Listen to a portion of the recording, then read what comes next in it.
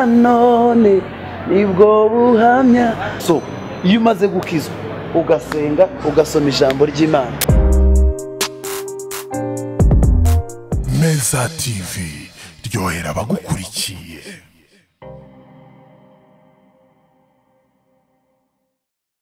Yes bakunzi ba Meza TV mongeye kwirirwa ni kakazi kacu kagikomeje aho tuzajya tuzenguruka tubaha abastari bose baba abaririmbiye Imana baba abaririmbiye isi ariko tukabazana ku gihe. Twongeye kubifuriza umwaka mushya muhire wa 2022 aho tugiye gutangirana namwe tubaha ibikorwa byiza kandi biryoshye bigezweho ndetse cyane. Twatangiye umwaka wa 2022 tubazanira umuhanzi uririmbira Imana, umuhanzi ubikora, umuhanzi ubibakorera mwese akora ku mitima y'abantu ndetse no Mwijuru burangiye mbabona azana turirimbira no muhungu hari ukuntu mbamubona ameze ukuntu. Bimeze bite muhungu? Namahoro. Ariko umwaka mushya twese hamwe. Ndashaka mbere yuko wibwira abanyarwanda kugira ngo n'abatakuzi wenda bakumenye bakurikiye Meza TV, ndashaka ko ubanza kubabwira imihigo yawe muri 2022. Ni ukubataramira no kubagezaho ibyiza byinshi biruta ibyo babonye mu myaka ishize. Ariko buri umwaka bari muremure bro, sinzi nimba abantu babibona umwaka bari muremure ubaza abantu bapfa mu mwaka cyangwa bavuka ushobora no kwikayi kuba utabishobora. Hamwe no kwizera Imana twizera ko bishoboka. Umwaka bari muremure niyo mpamvu mbikubwiye guhera mu kwa mbere kugeza mu kwa 12 yubwiye abantu ngo nzabataramira ugahita ubikubira mu masegonda ni ibintu impamvu mvuze nza no kubera ko isi ya none tugezemo cyangwa se condition n'ibihe igihugu cyacu kirimo ntibitwemerera. Ubu nyine turakora gahunda zose tugendeye kuri gahunda itegurwa n'abandi gufikisinga rero ukavuga ngo nzakora igihe kiniki bishobora kutaba. So turimo gutegura tugendeye ku bihe bihari. Nk'ubu nyine uyu munsi wa none ntabwo bishoboka, no mu minsi ishize byari bigoye. So uko ibihe bigenda bihinduka natwe turagenda duhindukana nabyo. Nitugera ahantu tukabona ibintu biroroshe dufatiraho. Ni amahirwe kandi n'umugisha kuba uyu munsi Gitera yicaranye n'umugabo nkawe uririmbira Imana. Murakoze cyane. Ni umugisha mwinshi cyane kuba nicaranye nawe mugabo uririmbira Imana uhimbaza Imana. Ngewe iyo nkubonye nanjye hari ahantu nkora niyo mbonye video yawe nyisubizamo inshuro nyinshi cyane nzi ko mbisangiye ndetse n'abantu benshi. Abantu nk'abo aka kanya baragukurikiye kuri Meza TV. Mbese watangira ubabwira iki mbere yuko twinjira mu kiganiro? Ntabwo turinjira, iyi ni imirabyi nkuba ntizirazi.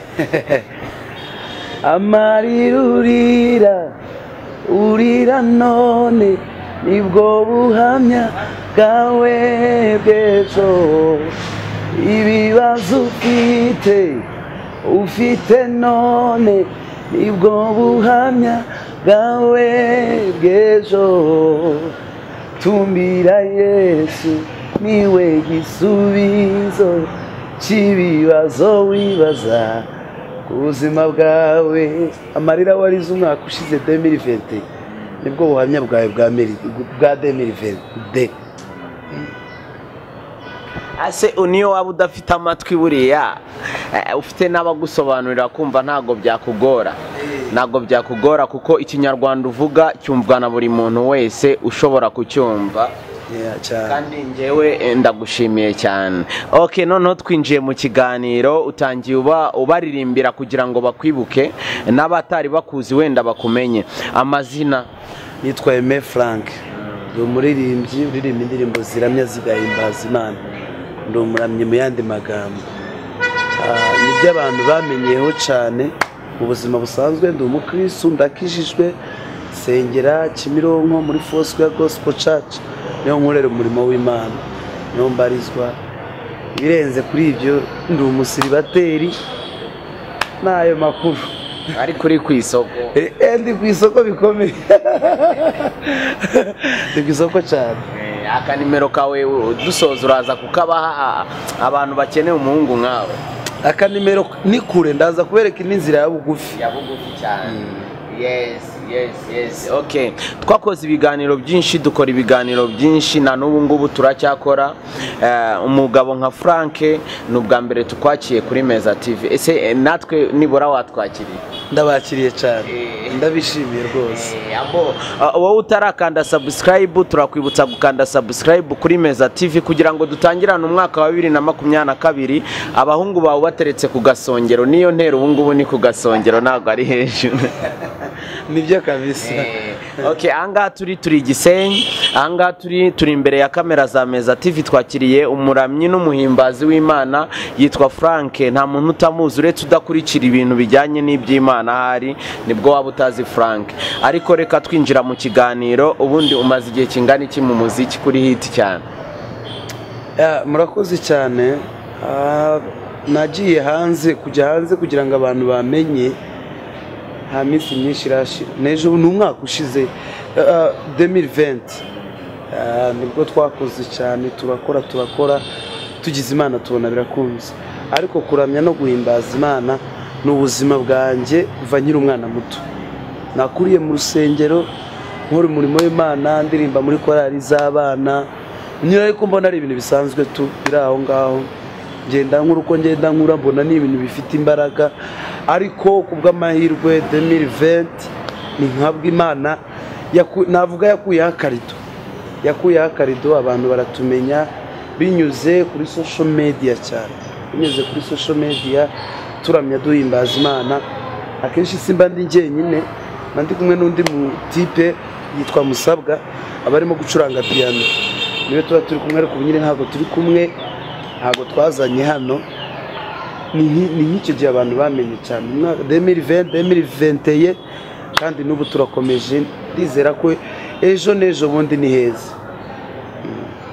Buri muntu wese ashobora guhita yibaza ngo umaze umwaka umwe mu muziki uhimbaza Imana ku giti cyawe ku buryo abantu bakumenya. Ese kugira ngo wowe ufate iyo ntego yo kuvuga ngo ku giti cyanjye nshaka kumenyekana, cyangwa njyewe n'undi muhungu wanjye dushaka kumenyekana tukagera ku gasongero aho abantu bose bazatureba nta n'ikintu na kimwe kidukingirije, niki cyagusunitse kugira ngo kugeza ubu ngubu buri aho hantu? Murakoze. Ijambo rya mbere ni umuhamagaro. Imana yaguhamagaye ikaguha impano, urwana n'umuhamagaro. Cyane ko njye nari nsanzwe ndi n'umuririmbyi muri za ministeri no mu makorali yandi, n'ubu ndacyabarizwamo. Ariko nicyo gihe cyari kigeze kugira ngo ntangire gukora ku giti cyanjye. Nagombaga kurwana nabyo mu mutima kubera ko ari umuhamagaro, kandi nkunda Imana, nkunda gukora umurimo wayo, nkunda kuririmba. Sinshoboye kuririmba sekira, ariko kubera ko nkunda kuririmba no kuramya Imana, niyo mpamvu ndirimba gospel. Ikintu cyanteye imbaraga rero kindi cya kabiri ni ukubera ko nabigerageje mbona birakunda bitamfatiraho. Ariko na mbere wararirimbaga, wenda ushobora kuba wararirimbaga muri korali, ariko na mbere wararirimbaga kandi ubutumwa utanga abantu koko bakabwumva. Ariko uravuga ngo noneho njyewe kugeza ubu ntago ubutumwa bwanjye bugomba guhagararira muri korali gusa, ahubwo ngiye kwagura ibikorwa byanjye. Ushobora no kubana n'ubu ukiririmba rega no muri korali, kuko gukora wenyine ntago bikuraho ko waririmba muri korali. Ahubwo kugira ngo wowe uvuge ngo ngiye kwagura ibikorwa byanjye byaturutse ku inspiration? Murakoze. Ikintu gisa n'icyabisembuye byose kibiha imbaraga nibwo covid yari ikiza. Nibwo yari ikiza, imaze kuza insengero barazikinga. Ministeri nababonaga uburyo bwo kujyamo, makorali simbona uburyo bwo kujyamo. Ntitwateranaga ngo turajya mu nsengero guterana. Amaherezo naya umuntu azajya yirirwa mu nzu aryamye bwire buceye. Hamagara petit frere Musabwa, turicara n'abandi bantu dukorana, turicara nabwo yatasigaye tugiye gukora online. Nibwo twatangiye gukora ibitaramo ama episode menshi muri cyagiye cya covid kiza, nico gihe byatangiye. Turakora igitaramo cya mbere cya kabiri, tubona ibintu birimo kuvamo, tubona ibintu biri gukunda. Nahise mfatiraho ntangira gukora indirimbo kuzanjye ku giti cyanjye, stili n'ubundi bya bitaramo nabyo ndacyabikora kugeza na n'ubu ngubu. So ni nk'icyo kintu cyabikoze. Ikindi cya kabiri biri mu masezerano yanjye kuririmba nkanjye ku giti cyanjye. Ubu ntago ndatangira kubiha imbaraga n'umwanya cyane kubera ibi bihe turimo bya covid. ariko nitugira Imana bigakinguka ibintu bikoroha bikava mu nzira, nibwo ibintu byose bizajya hanze bifite imbaraga. Ariko mu ijambo rimwe nicyo gihe Imana yari yaragenye ko igomba kushyira hanze ngakora nkanjye ku giti cyanjye. Urakoze cyane, ibikorwa byawe birakurikirwa kandi bifasha abanyarwanda benshi cyane. Hari ijambo uvuze mu magambo uvuze uri gusobanura ngo biri mu masezerano yawe. Ubundi buriya umuntu ashobora kubwirwa n'iki ko afite amasezerano, cyangwa se uramutse ufite amasezerano wowe wabihishurirwa gute? Murakoze. Amasezerano ari mu buryo bubiri. Uburyo bwa mbere ni amasezerano aturuka mu ijambo ry'Imana. Ku bantu bajya basoma Bibiliya, amasezerano aturuka mu ijambo ry'Imana, ayo niyo dusange twese nk'abakristo, twese tuyahuriyeho. Gusa kuyageraho hari inzira, hari abatajya bageraho kubera ko iyo nzira bayobye baca ahandi. Ariko Bibiliya ivuga ngo nkereka bava mu isezerano nta mpamvu, nibo batazabasha kubona ibyo bintu. Ni ukuvuga ngo ayo ni amasezerano duhuriyeho twese. Hakaba n'amasezerano ya kabiri y'umuntu ku giti cye, umwihariko w'umuntu ku giti cye. Iyo usenze Imana ugapfukama ugasenga Imana, ukegera abakozi b'Imana bashumba, mugasengana, Imana ijya iguhishurira, ikaguhishurira impano yawe. Iyo wamaze guhishurirwa impano yawe, Imana igenda iguha amasezerano atandukanye. Urakoze cyane. Hari ibintu byinshi ngemba ntasobanukiwe, niyo mpamvu mba nkunda kubaza, uretse ko nyine ngo abanyamakuru n'ubundi turi n'abanyamunwa turavuga cyane. Erega Imana iravuga. Imana iravuga, iyo uyibajije iragusubiza. Urumva? Iyo uyibajije iragusubiza ikakubwira ngo Frank, naguhamagari uzaba umuririmbyi, uzaba umuhanzi, uzagera aha bizagenda gusa hari principe, hari amahame. Kugira ngo ugere aho ngaho ushaka kugera ugomba gucanga. Ubu nawe n'undi muntu uwo ari we wese afite amasezerano y'ahantu runaka agomba, ko biravuga ngo imigambi y'Imana ni myiza kuri twe. Imana iradukunda twese, kandi buri muntu wese yamuremye kubw'impamvu zayo, yamuremye kubw'impamvu zayo. Ni ukuvuga ngo rero iyo wicaye ugasenga ugasoma ijambo ry'Imana, Imana ikubwira umuhamagaro wawe n'impano yawe n'ibizabejo. Biragaragara ko Bibiliya yo wowe warayimize. Bibiliya warayimize. Sinayibasha kuyimira yose. Impamvu mba mbivuze umurongo urivugaho, ibyo ni impano nayo njye ku giti cyanjye mba numva ari impano, kuko ibyinshi ntabyo nzi. Ni ukubera gusoma. Ubundi umukristo aba agomba kuba atunze Bibiliya, akajya asoma Bibiliya. Ibintu dukora, izi ndirimbo turirimba ziva muri Bibiliya, inspiration ni Bibiliya, amakuru tubwira abantu nava muri Bibiliya.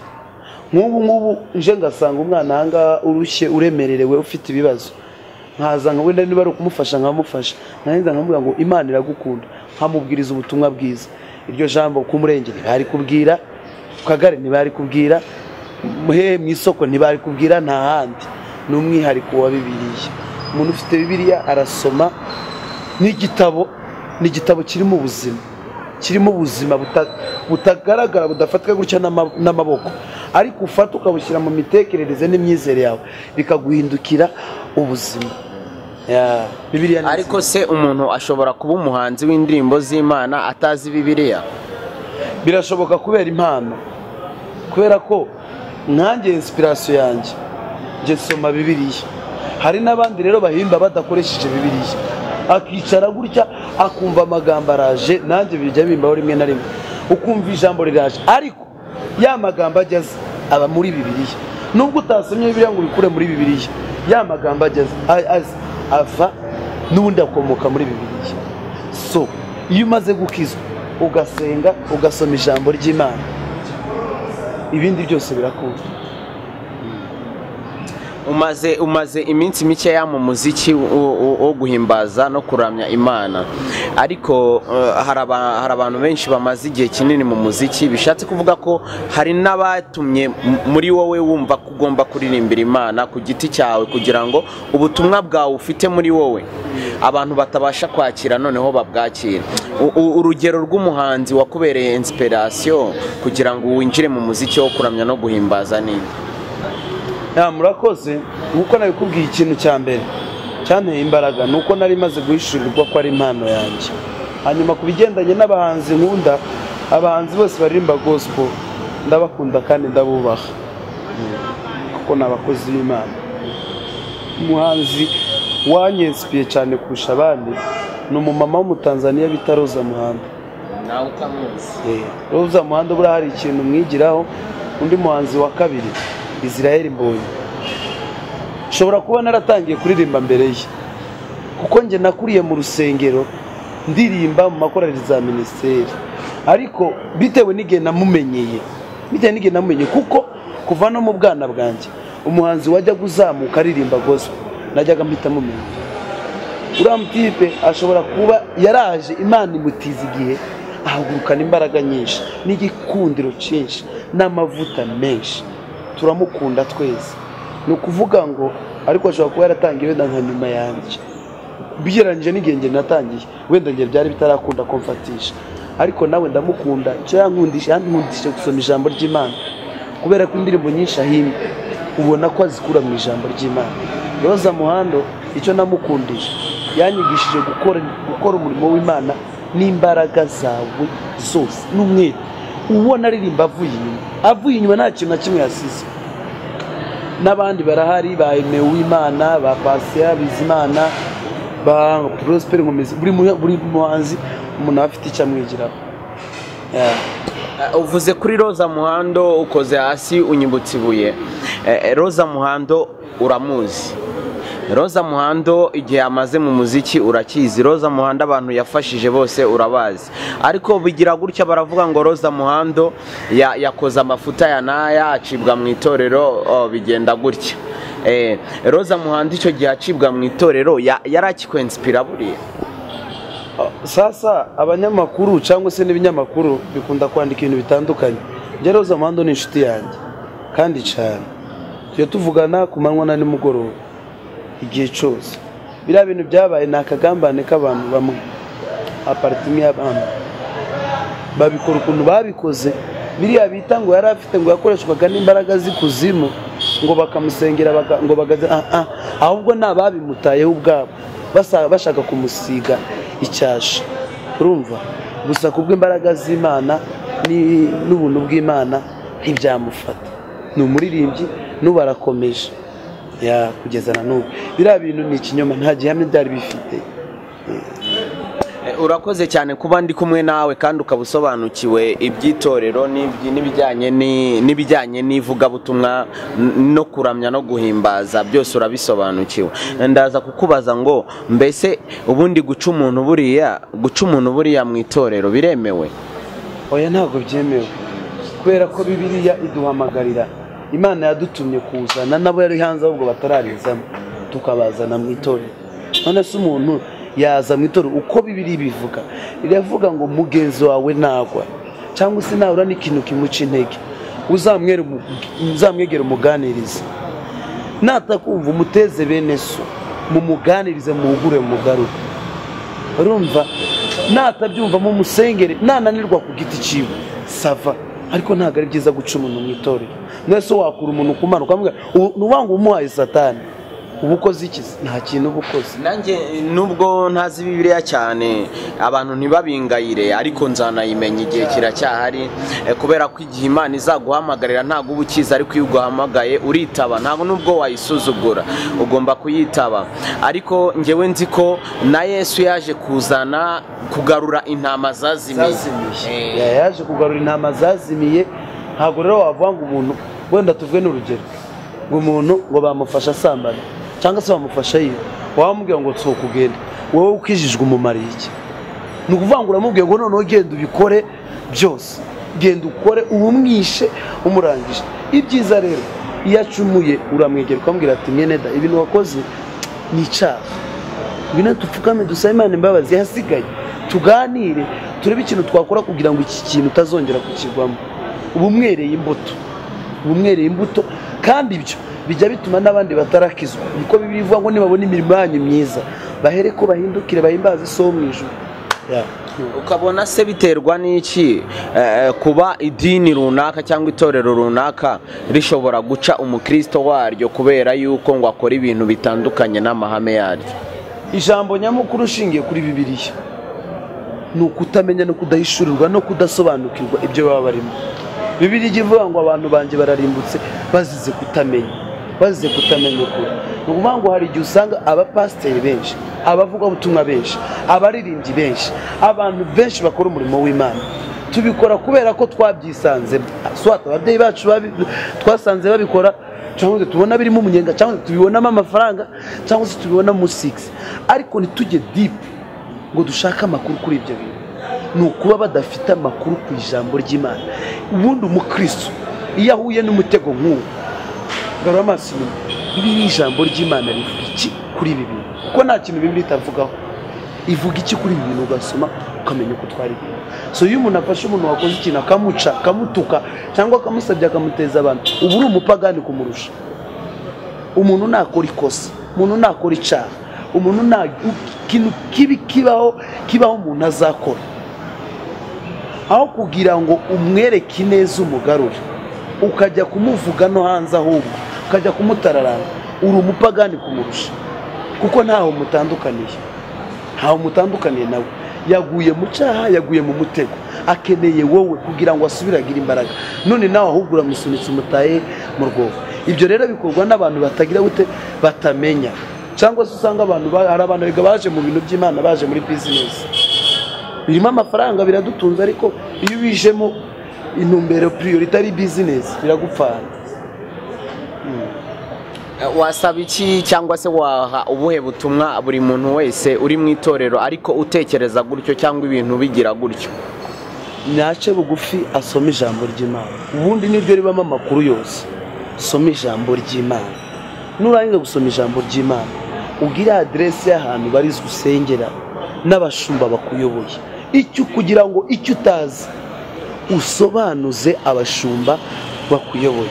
Ikindi cya gatatu cyagufasha no kugira inshuti zikijijwe, no kugira inshuti zikijijwe. Iyo ufite inshuti zikijijwe ziragufasha mukaganira, mukenjoyinga, ukarushaho kumenya amakuru, kandi uko ugenda uba mu bintu by'Imana niko ugenda ubishurirwa byagutse. Urakoze cyane. Abanyarwanda n'abanyarwandakazi muri rusange, intara zose zigize igihugu cy'u Rwanda baba bategereje kumva ijwi ryawe, niyo ryajya ryihorera mu matwi yabo. Ndashaka ko wongera kubakorezaho gatoya kugira ngo bumve neza cyane. Nico kidutera Mana guhora tukuririmba, tuvuga ibitangaza n'imirimo wakoze. Iyo nibutse imirimo wakoreye ubwoko bwawe, bintera kugushima ku mirimo wakoze. Murakoze. Ariko se ubibona ute cyangwa ubyumva gute iyo ubona abantu bose bumva wowe wapostinga ikintu nabo bakagipostinga, mbese ukasanga ahantu hose uri n'ibikorwa byawe birahari kandi biragutse, ubyumva gute muri wowe? Mbishimira Imana cyane. Ni ukuri ni favor y'Imana. Imana itama ibi bintu byashobokaga ko yabiguha cyangwa ikabihundi. Buriya reka nkubwire ikintu gikomeye, n'abahanzi bagenzi banjye babyumve, n'abandi bakozi b'Imana babyumve. Imana yaguhaye si yawe, ni iy'abandi. Reka kwikomeza wiyoroje uce bugufi. Imana yaguhaye si yawe, ni iy'abandi. Kubera ko abantu badahari ntiwowe umusitari, badahari ngo baririmbire bakubone bagupostinga bagire gute, ntiwaba umusitari. Uriho urwego ugeze kubera iki? Hari abantu. Uri kumva? Ni ukuvanga Imana yamaye ni iy'abandi. N'ubuntu yangiriye, nta mafaranga natanze, habe n'ikintu na kimwe. Icyo nakoze ni ukwemerera Imana nkayibera umuyoboro wo kugira ngo inshishemo ubutumwa bufasha bari abantu. Rero uko yabuncishamo niko yabugucishamo nawe, cyangwa ikabucisha mu wundi. Bishimira Imana cyane. Ariko ubundi kuba umusitari ku muntu uririmbira Imana bimumariye iki? Murakoze. Ni ibintu byiza cyane. Kuba umusitari ni ibintu byiza cyane, biguha connection nziza mu buzima wakenera, sibyo? Kandi benshi biradutunze. Inyungu zirimo ni nyinshi cyane. Ikindi ubaye icyitegererezo ubu ugiye ahantu heza uzarebe nk'ubu njya nkunda kuyibona abafana ba Cristiano cyangwa Messi, ba Chris Brown cyangwa ba Debeni cyangwa ba Medi n'abandi, ujya usanga iteka ryose bifuza kubaho ubuzima bari abantu babayemo. So rero natwe ugize Imana ikagushira hejuru, ni uburyo bwiza bwo kuba icyitegererezo cy'imirimo myiza, kugira ngo benshi bari inyuma yawe uzarokora abantu benshi bakwigiyeho kubera ko bagukunda. Ese ushobora gukora umuziki uririmbirwa Imana mu buryo bungahe? Ushobora kuwukora se mu buryo bwa bizinesi? Ushobora kuwukora se mu buryo bwo kuramya no guhimbaza ugira ngo abantu ugire aho bakura ku rwego rumwe bashyire ku rundi? Wowe ushobora kuwukora mu ruhe rwego? Murakoze, ndabigusubiza mu magambo abiri, nk'uko wabimbajije mu buryo bubiri. Hari abakora gospel nka business, hari n'abayikora nk'umuhamagaro. Gusa icyo nakubwira ni kimwe, iyo ubikoze nka business bishira vuba, uzima vuba, ariko iyo ubikoze nk'umuhamagaro urakora Imana ikamenya ibyayo, sibyo? Ni ukuvuga ngo na Bibiliya ijya ibivugira bavuga ngo ibi bintu niba ari Imana yabitangije mubareke bizakomera, kandi niba bitaravuye ku Mana nabwo bizashira. Ni ukuvuga ngo hari abantu yego bafite impano, ikizabikwereka bene abo bantu bajya baza batangira baririmba gospel byakwanga bakajya muri sekira, kubera ko icyo baje bashaka muri gospel bakibuza, uhita ubyumva ni automatique bagiye kugishakira muri sekira. Sibyo, umuntu waje kuririmba gospel Bibiliya ivuga muri Matayo ngo mubanze mushaka ubwami bw'Imana no gukiranuka kwayo, ibindi byose Imana izabibongerera. Iyi Imana iguhaye impano, kora ibyo ugomba gukora, ibindi ubaza Imana. Iyo ugiye rero gukora bino bintu, genzi mfite ingero z'abantu benshi batandukanye. Iyo uje hano niba ari podium ariki ugiye kuririmba imbere ukabona amafaranga, ukumva imbere ya kamera nka kuri turirimbira kuri kamera, ugareba kamera ushaka kureba amafaranga gusa, biragupfana cyane. Ariko iyo uje ufite umutima wo kuramya Imana kugira ngo abantu bahinduke, ibyo ngibyo urabibona n'amafaranga ukayabona. So nayo moko abiri, buri wese akora bitewe nuko yagize gute yabishuriwe, ariko kuri kw'ijambo ry'Imana. Imana araduhamagaye ngo duhindurire abantu benshi kumenya Kristo bataramumenya, niyo ntego, ibindi byose bizanye. Kuko amafaranga n'abapagani barayafite, rimwe na rimwe usanga bafite na menshi, ni ibintu bisanzwe. So rero cyambere no gukora shimane gusaba gukora. Okay, turi ku tariki ndakeka zibanziriza umwaka wa 2022, turacyari mu minsi mikuru. Ndashaka uririmbira abantu ibi yawe cyangwa si y'undi muntu, ariko indirimbo y'umwaka mushya. Murakoze cyane, mbifurije n'umwaka mushya by the way.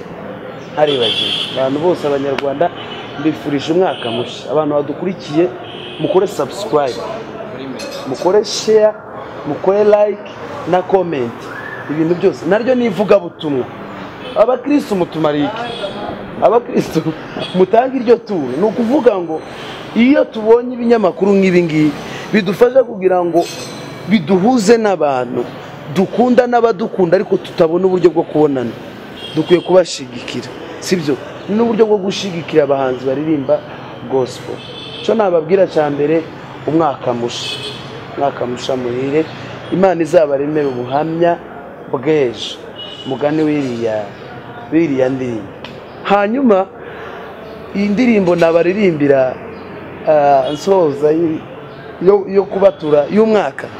Mfite indirimbo nyinshi ziri muri studio,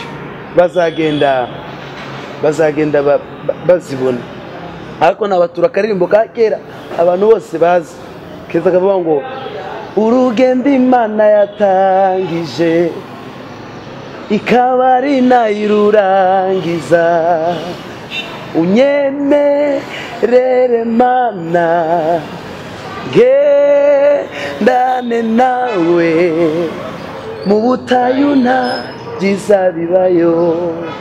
Niyo ndirimbo nabatura, senga Imana izagendane nawe uyu mwaka wose, kubera ko mwisi ni mu butayu, mwisi ni mu butayu.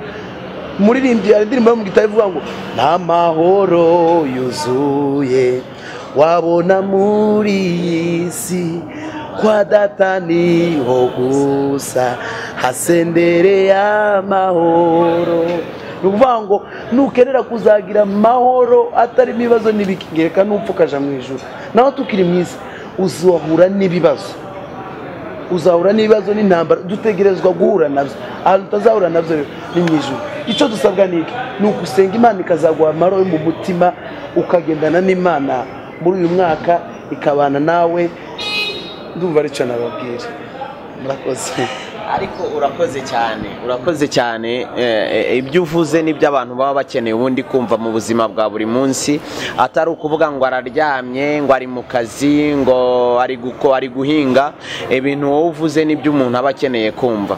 Ariko hari akantu nabonye gacicikana ku mbuga nkoranyambaga k'umupasiteri uri kuvuga ngo ngo umuhanzi w'indirimbo z'Imana ngo ari kuza ngo agakora ngo indirimbo imwe ngo mugatangira ngo kumuvuga ngo ibigwi ngo akajya ahantu ngo kandi ngo yaririmbye ngo indirimbo imwe ngo twebwe ngo abapasiteri sinzi ukuntu nabibonye, ariko ndabizi ko ako kantu warakabonye umupasiteri wanakavuze. Ariko ngiye ku giti cyanjye ukuntu mbibona, cyangwa se n'undi muntu wenda duhuza akenshi uburyo abibona, mba mbona umuhanzi w'indirimbo z'Imana akubiyemo byose. Ngiye ku giti cyanjye mbona muri byose, ntabwo muri abahanzi b'indirimbo z'Imana gusa. Ese wowe ubibona gute ubundi ku muhanzi w'indirimbo z'Imana wenda no hagati y'abapasiteri? Murakoze. Uwo mupasiteri yaribeshe cyane. Ukuntu yibeshye kuririmba, ubundi melody kuririmba ni ikintu cyoroshe kumva kandi kiryohera n'amarangamutima. Ni ikintu gikora ku marangamutima vuba. Abaririmbyi nabavuga butumwa inshuro zibiri. Ni nyinshi ziranarenze. Urumva umuririmbyi arasenga akavuga ubutumwa, ibintu byose bikuyemo ngo impamvu abaririmbyi ibintu byabo byumvikana cyane byihuse nuko ari ibintu bikorana n'amarangamutima. Melody ni ikintu kiza kigera mu bugingo mu buzima ukumva ntuzi kubaye. So undi muntu rero urimo kuvuga ubutumwa, ndi kuvuga ubutumwa, none se ntiyari abajya babwiriza nabwo bikihuta bakamenyekana. So umpaseri yikasa asoma ijambo ry'Imana, asenge, igihe cyiwe nikigera azavuga ijambo rimwe ibintu bigire. Urumva uwo muririmbyi n'Imana imutije icyo gihe ikamusiga amavuta n'igikundiro, bizagenda neza. Urakoze cyane. Reka tugane ku musozo w'ikiganiro cyacu twagiranye, kubera ko ibiganiro byacu bundi bihoraho, tuva hano tujya ahandi, tuva mu bwiza tujya mu bundi, kuko mezativu bundi ni ku gasongero ntabwo ari hejuru. Twifuriza abanyarwanda n'abanyarwandakazi amajyepfo, amajyaruguru, iburasirazuba n'iburengerazuba ndetse n'umujyi wa Kigali, tubifuriza umwaka mushya muhire wa 2022. Ariko ndagira ngo usoze ubwira abakunzi bawe, abafana b'ibyo ukora, abafana b'Imana muri rusange, ubabwira dusoza. Murakoze cyane. Ijambo rya mbere nababwira, ndabakunda. Abenshi baranze ariko nje ntago mbazi. Benshi baradusengera kandi amasengesho mu dusengera atugeraho, turabibona. Imigisha mutwifuriza, ibintu mutwaturaho byose bitugeraho. Ibyiza ariko ibi ntibyabasha kutugeraho, byaje kutugeraho. Ijambo rya mbere, ndabakunda. Imana ibaho umugisha, Imana ibagirire neza, Imana ibaremere ubuhamya bw'ejo. Ushobora kumbona byoroshye cyane. Amazina nkoresha kuri Instagram yanjye ni Aime Frank, Facebook ni Aime Frank, Twitter ni Aime Frank. Aho hantu hose unyandikiye ndagusubiza rwose. Nta muntu njya sini, ndagusubiza n'umutima mwiza. So icyo nababwira, mukomere mushikane. Abamenye Imana, ibyago iyo bigeze ku mukristo, ubukene, uburwayi, intambara, ibibazo, ni ibigutera gukomeza urugendo ntibikaguca intege mu buzima. Ibigeragezo ni rusange mu bantu. Rero n'abari mu buzima bwiza, ubuzima bwiza urimo birigivuga ngo numara kugenda ukagera kuri byinshi, ukagera ahantu hakomeye, ntuzibagirwe Imana yagukuye muri Egiputa. Abantu turarya tugaga, bamara guhaga ugahita wibagirwa. Ntimukibagirwe. Imana ibagirire neza, Imana ibaho umugisha, Imana ibakomereza amaboko, Imana ibaremere ubuhamya bw'ejo.